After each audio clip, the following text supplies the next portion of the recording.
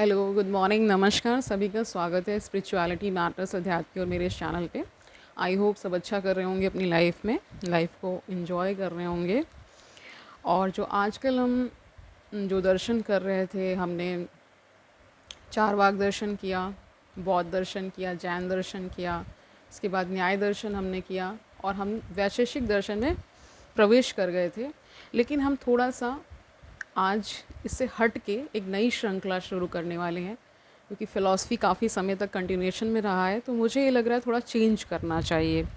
तो मैं यहाँ डिफरेंट बुक्स का जो मुझे इम्पोर्टेंट बुक्स लगती हैं, जो आपको ज्ञान, एक तरह से कह सकते हैं, आपके जो बहुत सारे प्रश्न हैं जीवन को लेकर के, अपनी लाइफ को जो जब आप जी रहे हैं, प्रेजेंट में भी, पास्ट में भी, और जो फ्यूचर को लेकर के भी बहुत सारे प्रश्न होते हैं और उनमें बहुत सारी चीज़ों में हम उलझ करके रह जाते हैं। तो ऐसा ज्ञान जो आपको एक क्लैरिटी लाए और आपके जीवन में थोड़ा सा ईजीनेस को जगह मिले, यानी आप इजीली अपनी जो भी समस्याएं हैं उनको पार कर पाएँ, उनसे जूझ पाएँ। तो ये सारी चीज़ें हम करने की कोशिश कर रहे हैं, इन मैटर्स को टैकल करने की कोशिश करेंगे। तो आज हम जिद्दू कृष्णमूर्ति का नाम आपने सुना होगा, उन्हीं की किताब से एक चैप्टर ले रहे हैं, ठीक है। तो इस चैप्टर का नाम है क्या ईश्वर है। तो ये प्रश्न हम सभी के मन में आता है।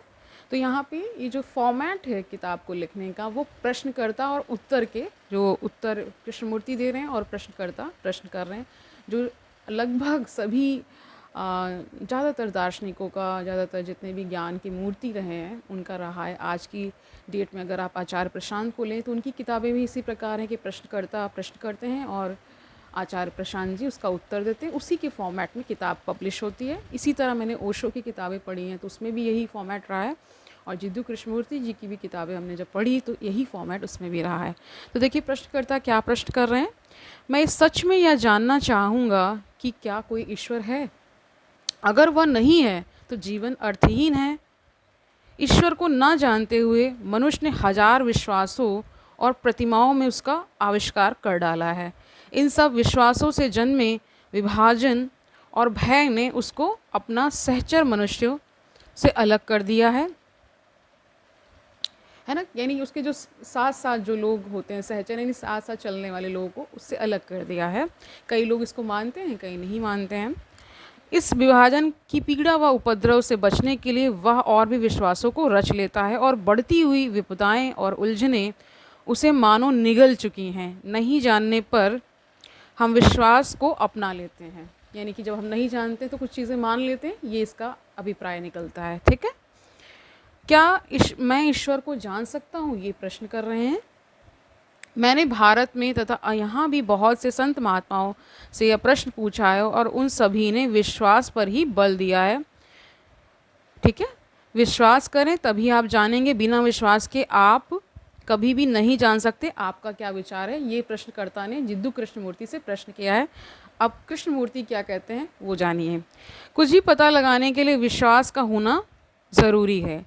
सीखना जानने से कहीं अधिक महत्वपूर्ण है। विश्वास के बारे में सीखना ही विश्वास का अंत है। जब मन विश्वास से मुक्त होता है तब वह देख पाता है या विश्वास या फिर अविश्वास ही जो हमें बांधता है, क्योंकि विश्वास और अविश्वास दोनों एक ही समान हैं। विश्वास और अविश्वास एक ही सिक्के के दो विपरीत पहलू हैं, यानी दोनों ने ही नहीं जाना। अगर आप किसी चीज़ पे अविश्वास कर रहे हैं तो बिना जाने ही अविश्वास कर लिया तो वो उसने भी कुछ नहीं जाना। और जिसने मान लीजिए अविश्वास और विश्वास में क्या है अंतर, क्या आप समझ पाते हैं कि कई किन्हीं चीज़ों पे आपको विश्वास होता है, वो अंदर से आता है, और कई चीज़ों पे आपको विश्वास नहीं होता, वो भी अंदर से ही आता है, यानी मन से ही आ रहा है, ठीक है।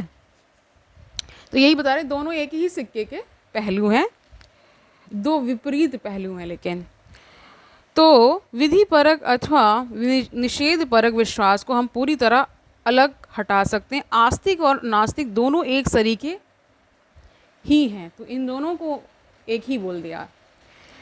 जब ये ऐसा वस्तुतः हो पाए तब यह प्रश्न क्या कोई ईश्वर है एक अलग ही अर्थ ले लेता है। यह जो ईश्वर शब्द है अपनी समस्त परंपरा, स्मृति, अपने बौद्धिक एवं भावात्मक संकेत के जो अर्थ हैं, संकेत के भी अर्थ होते हैं समेत, यह तो ईश्वर नहीं है। तो ये सब बता रहे हैं, ये सब चीज़ें ईश्वर नहीं हैं। कोई भी शब्द व वास्तविकता नहीं हुआ करता, तो क्या यह मन उस शब्द से मुक्त हो सकता है? प्रश्नकर्ता ने फिर प्रश्न किया, मुझे नहीं मालूम इसका क्या अर्थ हुआ। अब कृष्णमूर्ति कहते हैं, वह शब्द परंपरा है, आशा है, उस पूर्ण को पाने की अभिलाषा है, उस परम की उपलब्धि के लिए किया जा रहा जतन, संघर्ष है, एक ऐसी गतिविधि जो अस्तित्व को जीवंतता प्रदान करती है। अतः वह शब्द ही वह परम बन जाया करता है। हालांकि यह हम देख पाते हैं कि वह शब्द तो वह वस्तु नहीं है, यह मन ही वह शब्द है और वह शब्द विचार है। फिर प्रश्न करता, और आप मुझसे क्या कह रहे और आप मुझसे कह रहे हैं कि मैं उस शब्द से स्वयं को अनावृत कर लूं, उघाड़ लूं। मैं यह कैसे कर सकता हूं? वह शब्द अतीत है, वह स्मृति है, पत्नी शब्द है और घर भी शब्द है, शुरू में शब्द ही था, शब्द संप्रेषण है, यानी कम्युनिकेशन की बात हो रही है। संप्रेषण का अर्थ होता है कम्युनिकेशन। पहचान जोड़ने का साधन भी है। आपका नाम आप तो नहीं है, ये ठीक है, पर तो भी बिना आपके नाम के मैं आपके बारे में कुछ पूछ नहीं सकता। और आप मुझसे पूछ रहे हैं कि क्या यह मन शब्द से मुक्त हो सकता है, जिसका मतलब यह हुआ कि क्या यह मन अपनी खुद की गतिविधि से मुक्त हो सकता है, ये प्रश्न कर रहे हैं। अब उत्तर में कृष्णमूर्ति क्या कह रहे हैं, जानिए।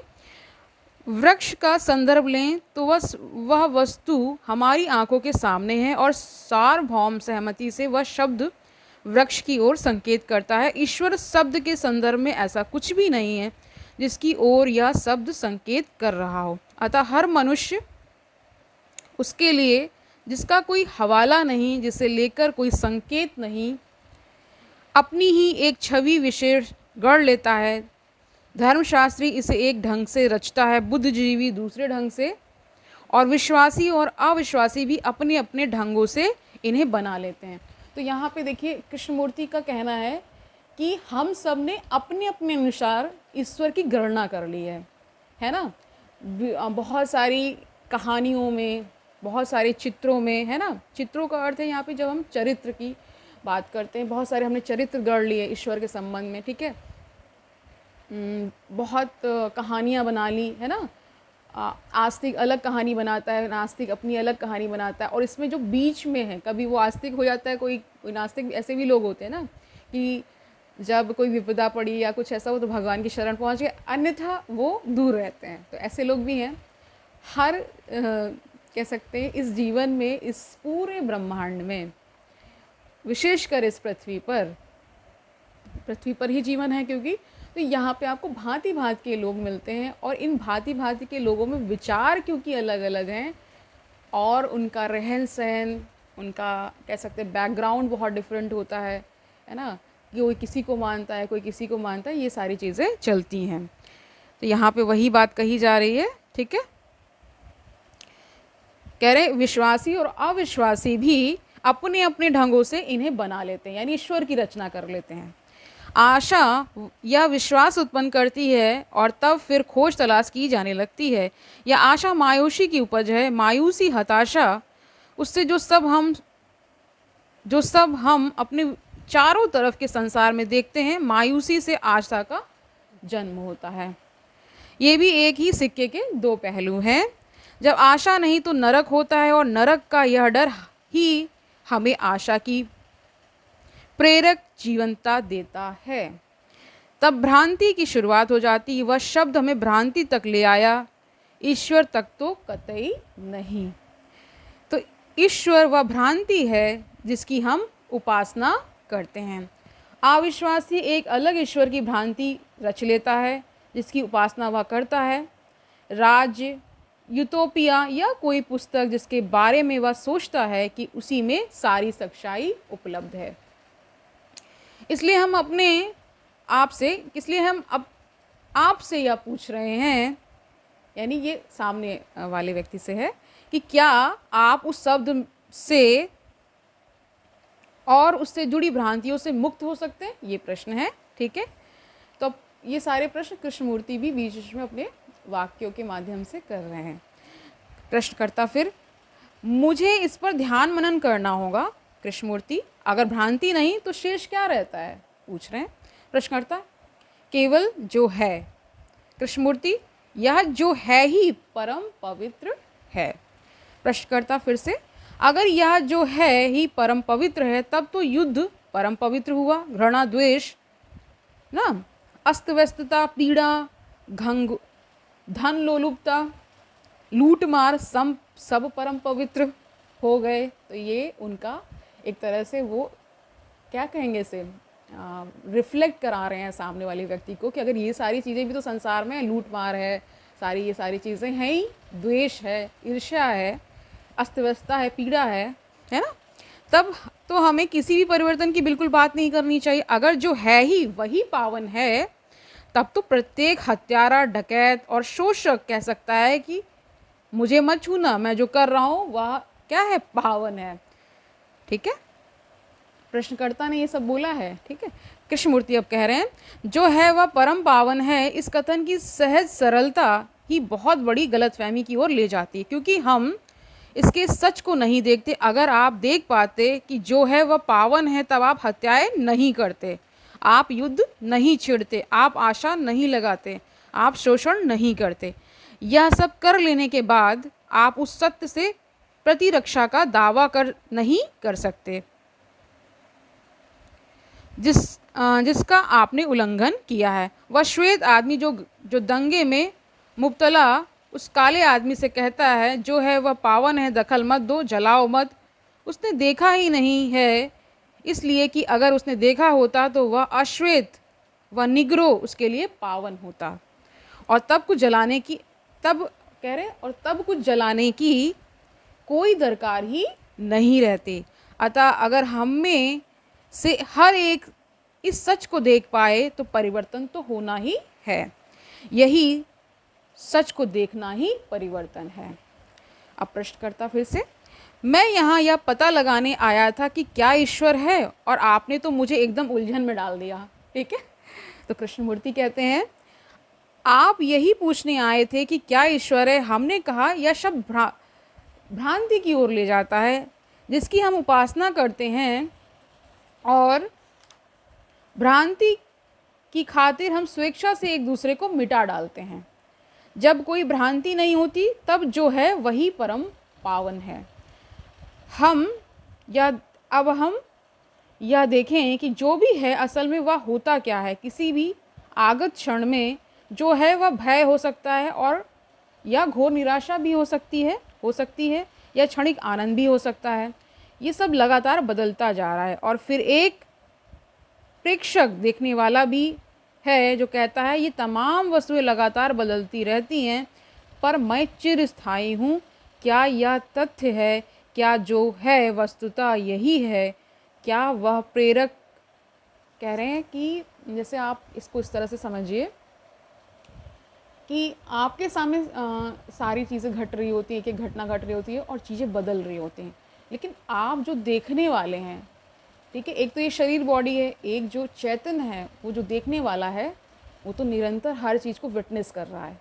कहते हैं वो नहीं बदलता है। ठीक है, इसको बहुत सारे लोगों ने माना है, और वही कहते हैं अंतिम सत्य है। ठीक है, तो यहाँ आप कह रहे हैं क्या वह प्रेक्षक भी नहीं बदलता जा रहा है? आप अपने में कुछ जोड़ता या घटाता हुआ, फेरबदल और समन्वय करता हुआ, कुछ बनता हुआ या कुछ ना बनता हुआ, तो प्रेक्षक और प्रेक्षित, अवलोकनकर्ता और अवलोकन का विषय दोनों ही लगातार बदल रहे हैं। जो है परिवर्तन है, यही एक तथ्य है, यही है जो है। फिर प्रश्नकर्ता, तो क्या प्रेम परिवर्तनशील है? अगर सभी कुछ परिवर्तन की गति है, तो क्या प्रेम भी इसी गति का एक हिस्सा नहीं है? अगर प्रेम परिवर्तनशील है, तो मैं आज एक औरत से प्रेम कर सकता हूँ और कल किसी दूसरी के साथ सो सकता हूँ। ये बोल रहे हैं। कृष्णमूर्ति क्या कह रहे हैं उसका उत्तर जान लीजिए इस प्रश्न का। क्या यही प्रेम है, प्रश्न ये भी कर रहे हैं, या आप यह कह रहे हैं कि प्रेम अपनी अभिव्यक्ति से भिन्न है, या फिर आप प्रेम की बजाय अभिव्यक्ति को अधिक महत्व दे रहे हैं, इसी कारण विसंगति व द्वंद्व पैदा कर रहे हैं। क्या प्रेम कभी परिवर्तन के पहिए की जकड़ में आ सकता है? अगर ऐसा है तो यह नफरत भी हो सकता है, तब तो प्रेम ही नफरत है। ठीक है, क्योंकि जो बदल रहा है, आज मान लीजिए प्रेम वाली स्थिति है आपकी और कल सामने वाले ने कुछ विपरीत कर दिया तो नफरत पैदा हो जाएगी, इंसान के प्रति नफरत हो जाएगी। यही तो आजकल आप क्राइम के फॉर्म में देख रहे हैं। जो 2 साल 3 साल 10 साल पहले इतना प्रेम था और फिर शादी करते हैं, फिर उसी को मार डालते हैं। तो आप ये सब संसार में देख रहे हैं। ठीक है, तो वहीं से ये सारे प्रश्न भी उठते ही हैं। तो इस ये श्रृंखला लाने का यही कारण है। ठीक है, तो आप क्या बता रहे हैं, क्या प्रेम कभी परिवर्तन के पहिए की जकड़ में आ सकता है? अगर ऐसा है तो या नफरत भी हो सकता है, तब तो प्रेम ही नफरत है। जब कोई भ्रांति ना हो तब जो है वह परम पवित्र है। जब कोई भ्रांति, कोई भ्रम हो ही नहीं, तब जो है वह ईश्वर है, या उसके लिए किसी अन्य नाम का भी प्रयोग किया जा सकता है। तो ईश्वर या जो भी नाम आप इसे देना चाहें तभी है जब आप है ही नहीं। जब आप होते हैं तो वह नहीं होता है, जब आप नहीं हैं तो प्रेम है, जब आप हैं तो प्रेम नहीं है। इसीलिए बहुत सारे विद्वानों ने प्रेम को ईश्वर भी कहा है ना। ठीक है, आप इसको समझ पाए होंगे। इस प्रश्न का उत्तर हमें मिल गया है। ईश्वर का प्रश्न किया, क्या ईश्वर है? ये प्रश्न शुरुआत से ही चल रहा था, पूरी इस सेशन में हमने इसको लिया था। तो अंत में हम कहाँ पहुँच गए कि अगर जहाँ कोई भी एक भी भ्रांति नहीं है, कोई भी संशय नहीं है, कोई डाउट नहीं है, उस स्थिति में क्या होगा, ईश्वर प्रस्फुटित हो जाएगा। यानी कि आपके अंदर ही वो दिव्यता सब कुछ हो जाएगा। आप जब कहते हैं ना बिल्कुल क्लियर माइंड, कोई डाउट है ही नहीं, उसकी बात की जा रही है। तो अंत में हम कहाँ पहुँच गए, इस पर थोड़ा सा मैं और स्ट्रेस देना चाहती हूँ। कह रहे हैं कि जब कोई भ्रांति ना हो तब जो है वह परम पवित्र है। ठीक है, जब कोई भ्रांति, कोई भ्रम ही ना हो ही नहीं, तब जो है वह ईश्वर है। ठीक है, तो जहाँ प्रश्नकर्ता ने प्रश्न स्टार्टिंग से यही पूछा, क्या ईश्वर है, और उसी श्रृंखला में कई और प्रश्न वो करते चले गए, और लास्ट में कृष्णमूर्ति ने क्या कहा कि जब कोई भ्रांति नहीं है, कोई भ्रम नहीं है, कोई डाउट नहीं है, रंच मात्र भी, तब क्या है, वह स्थिति परम पवित्र है। तब वह परम पवित्र है कह दिया, तो इसमें कोई आप समझ पा रहे होंगे कि वो कैसी यूनिक स्थिति होगी। ठीक है, तो आज के लिए हम यहीं तक कर रहे हैं। ठीक है, आज के लिए यहीं तक रखते हैं। कल हम डर लेने वाले हैं। ठीक है, तो ये श्रृंखला मुझे काफ़ी इंटरेस्टिंग लगी। मैंने ऐसे ही पढ़ते पढ़ते खोजा इसे। ये किताब पढ़ी हुई है मेरी, बहुत ही क्रांतिकारी किताब है। इसमें हम बहुत सारे प्रश्नों को ले सकते हैं, बहुत सारे प्रश्न जो आपके मन में चलते हैं उनका निदान यहाँ मिलने वाला है। ठीक है, तो मेरा यही उद्देश्य रहेगा कि इस किताब के माध्यम से आपको उन प्रश्नों के उत्तर मिल जाएं जो आपके मन में निरंतर चलते रहते हैं। ठीक है, तो तब तक क्या करना है, आनंद से रहना है, सुखपूर्वक अपना जीवन व्यतीत करना है, दूसरों को सुखी करना है, और ये भी याद रखना है कि ज्ञान कितना आवश्यक है। ज्ञान को निरंतर हम लेते रहेंगे और इसी श्रृंखला में सन्मार्ग की ओर आगे बढ़ते रहेंगे, अपने आप को और पवित्र करते चलेंगे। ठीक है, कहीं कोई हमें संशय नहीं हो। कल मिलते हैं, तब तक के लिए हरिओम तत्सत।